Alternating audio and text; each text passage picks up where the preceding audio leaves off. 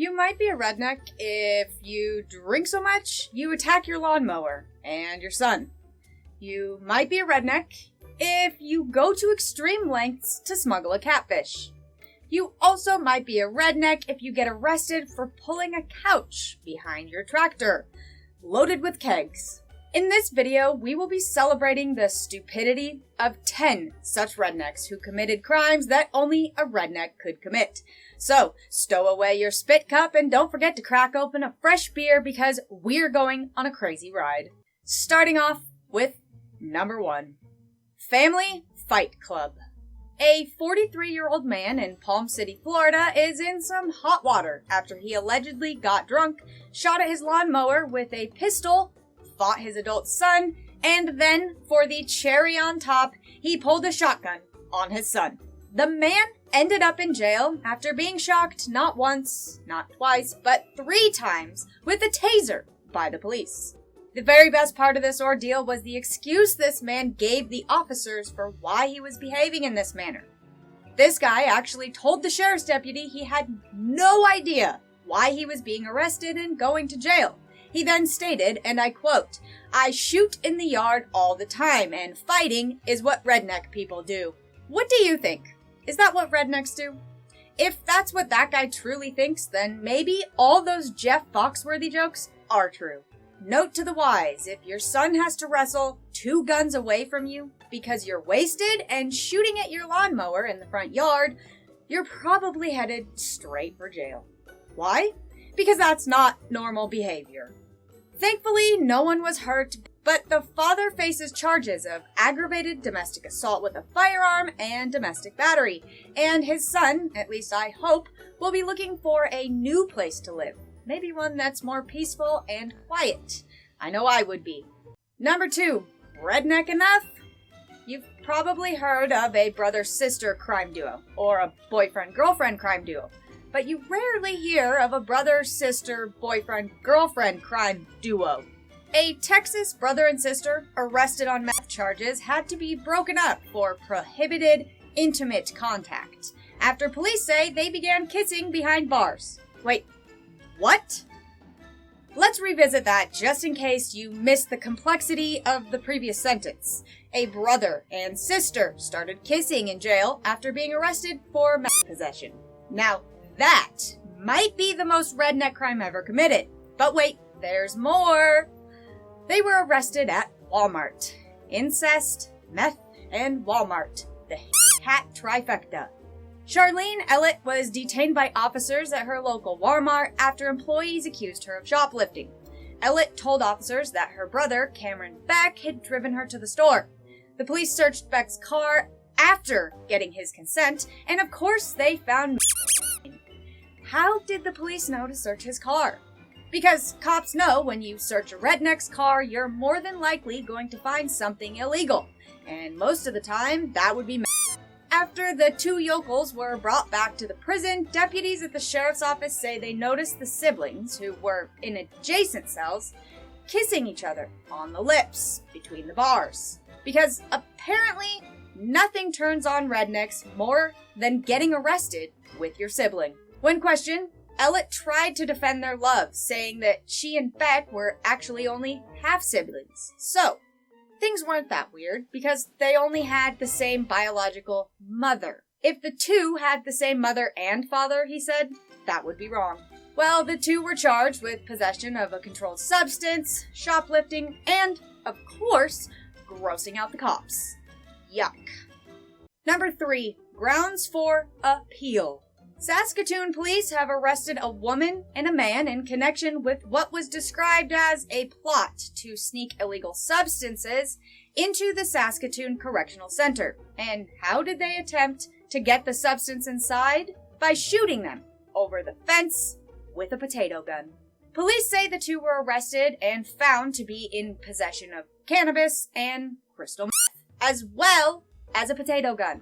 According to the police, officers believe the man and woman were using the gun to shoot drugs over the fence, and officers arrested them as they attempted to flee the scene in a white van. They came to a stop after the van collided with 3 police vehicles, and luckily no one was hurt. A 29-year-old woman is facing a slew of charges, and her 18-year-old counterpart only got a few. Pretty creative of them to use a potato gun. Maybe a t-shirt cannon would have worked better. Number 4. Biggest fan, sorest loser. Most Green Bay Packer fans were angry when their favorite team lost to the New York Giants in the playoffs back in 2012. But one man's reaction to the loss has landed him in jail. Kurt Lufter, 22, was charged with disorderly conduct and faced 90 days in jail for creating a disturbance when he burned a couch on his street as the game ended. Police were dispatched around 7 p.m. When they made contact. Lufter told an officer that he was upset when he realized the Packers were going to lose. Lufter told the officer he had friends help him move the couch into the street, which is exactly where he poured gasoline on the couch and lit it on fire. After lighting the couch on fire, he eventually realized the fire had grown bigger than he had ever imagined it would. And that's when he figured police would be responding soon. So he did nothing about the fire and instead waited for officers to arrive and arrest him. That must have stunk so bad. A melting, stinky old couch on fire in the middle of the street. Now my neighbors just sound boring. Just the way I like it. What's the craziest thing your neighbors have ever done? Let me know in the comments, and why not be so kind to tap that like button while you're down there. Thank you. And let's move on to number 5. Bringing home the bacon. A 21-year-old man from Indiana faces charges of desecrating an American flag. Deputies say he cut his neighbor's flag down from a pole and burned it in his backyard. Deputies arrested Brett Bishop after police say he admitted to getting drunk and entering his neighbor's property with a BB gun just so he could retrieve his dog. Honestly, he probably could have just asked. But that's too easy. Bishop recalled that once he was on the property, he entered his neighbor's garage and stole an undetermined quantity of what else but bacon. He then slashed the tires of his neighbor's vehicle. After that, he cut down his neighbor's flag, but he said he doesn't remember burning it. He said he remembers burning his hand when he was trying to light something with a lighter, but conveniently couldn't remember what it was he had burned. It definitely wasn't the flag, though. When officers arrived, part of the flag was still on the pole, the rest of the flag was burning in Bishop's backyard. While wreaking havoc, Bishop had also cut his neighbor's clotheslines and garden hoses and turned on the barbecue and left the lid open. Bishop, of course, says this is crazy. He's in nursing school. And now, he's in jail. And he never even got to eat any of the bacon. Sad day, because I can guarantee they weren't serving any in jail. Number 6, cold chicken. We all know drinking causes many poor decisions. And we all know drinking and rednecking goes together, like beers and big guns. According to sheriff's officials, 21-year-old Joshua Shelton was wandering around a poultry farm after one too many cocktails when he turned off the power to 3 chicken houses, causing the death of nearly 70,000 chickens. According to the Washington Post, Shelton was wandering around the farm when he entered a shed and flipped a switch, possibly thinking it was a light switch. But Shelton and the chickens were not so lucky. Shelton instead shut the power switch, which most likely killed $20,000 worth of chickens within 10 minutes. Shelton was later found near the circuit board wearing just boxers and a t-shirt. The farmer found Shelton passed out in the shed, in a puddle of his own urine. That's when the police were called. The report said he smelled of alcohol and didn't know how he got into the shed, or remember touching the breakers. The deaths have, not surprisingly, stunned the close-knit chicken-raising community. I've never heard of a drunkard going in and killing chickens. This is a new one for me. The mass murderer was arrested and booked into jail on charges of second-degree burglary, trespasses, and malicious destruction of property. What do you think? Drunken accident or definitely needs some jail time? I think it's rednecks at their finest. Or would that be their lowest? Kind of gets confusing, doesn't it? Number 7, reckless production. A warrant was quickly issued for the arrest of a man accused of recklessly producing household electricity in a 14th-story Dundee flat. Charles Mackenzie was that man. And instead of paying for electricity like everyone else who doesn't have solar panels, he rigged up a homemade generator system in his flat. It is alleged he constructed a dangerous man-made transformer assembly using a petrol-fuel generator that was suspended from his ceiling by ropes. He then connected the generator to a 12-volt car battery and an inverter used to transform power from AC to DC, much like the band. And then it went to an extension lead. Prosecutors say he showed a total disregard for the safety of himself and others. His own lawyers were unable to contact him on the matter. Maybe he's out in a forest somewhere, making a new power grid so he can forever live in hiding. Although, I have to give it to him for being smart enough to hook all that up and get it running, even if it's a death trap waiting to happen. Number 8. Snakes in a flame. A Maryland homeowner accidentally burned a house down. The homeowner was using smoke to manage the snake infestation. It is believed that the heat source was way too close to a combustible. This caused the fire to spread to the walls and the ceiling. The homeowner was completely clueless to the situation. The fire began in the basement. By the time firefighters had extinguished the flames at the large single-family home, an estimated $1 million in damage had been done. The man was taken into custody, no word on whether or not he was actually charged, and no word on whether or not the snakes were gone. The house, on the other hand, was gone. Completely. It burned to the ground. Why do I get the feeling that there's a better way to get rid of snakes in your house? Number 9. Redneck Kegger. Steve Jessup is a funny redneck. He is known for pulling hilarious redneck-type shenanigans and often finds himself in a bit of trouble with law enforcement. Like the time he was arrested for pulling a keg couch behind his tractor. 4 North 58, no more records. Thank you. Dispatch all units. Be on the lookout for a red tractor. It's going to be a Massey Ferguson. Caller stated that 2 or 3 of the kegs had fallen out to the intersection and was now causing a traffic hazard. What's going on here, man? Call 43 OD. Kill the tractor. What's going on? You can't be doing this.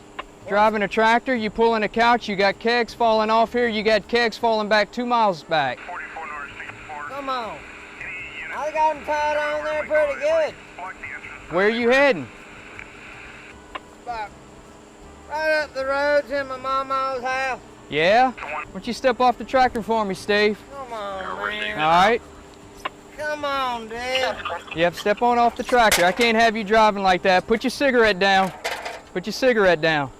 My beer's gonna get hot, man. Drop your cigarette. My Steve, beer's gonna get Steve, hot. Steve. God, I can't let you drink and man. drive. Let me see your hands. Let's go. Get up. Get up. I know my rights. I know my rights. Honestly, I don't know what all the fuss was about. He was just headed. Right up the road to my mama's house. The real crime here was the officer letting all that beer get cold. My beer's gonna get hot, man. And this is almost as funny as the time Steve got arrested for driving a forklift drunk. 36 dispatch. Go ahead. 44 with a Skyjack. Sir, pull that lift to the side of the road. Stop. Now. What the heck are you doing out here? I'm working a job site right there, man. 45 dispatch. Right down there. What are you doing down there? What are you doing in this thing? I just came to get some lunch and sodas and whatnot for the guys. What's your name? Steve. I can't have you driving up and down the street in this Skyjack. You're sitting on beer. That's for after. I'm not drinking it now. What about that beer there I saw you drinking coming out of the driveway? 49 dispatch. Oh man, I'm just finishing. That one was from earlier.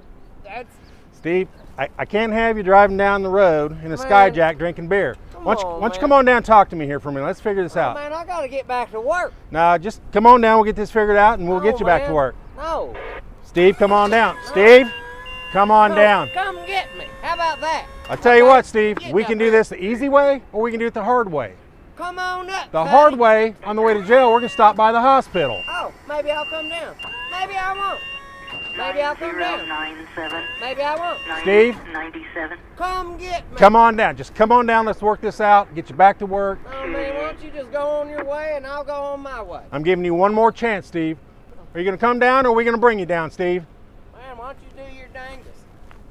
Go ahead. 751. What's that guy doing? What are you doing, man? What are you... I know my rights. I'm 2 blocks from my work. Put that site. cigarette down. 247. Put your cigarette down. Female subject walking Dang it. eastbound Hey. from a vehicle. Want me to come in or you want to come over here? Hey, whatever you got. God dang it. I ain't got time for this shit. I know my rights. He wants you out back. Dang it, dude. It's just a scissor lift, man. Steve might be the ultimate drunk redneck, but there's still one more to go. Number 10, catfishing. Now, I've heard of people streaking at sporting events, but this man went to a whole new level when he smuggled a catfish into a Predators game so he could throw it onto the ice. Yes, a Predators fan threw a catfish on the ice in Pittsburgh and was later arrested and charged with various crimes. And he says he's going to fight those charges too. Some quick backstory. When the Predators were founded in 1998, some of the first fans were former Detroiters who had migrated to work at newer GMC plants in Tennessee.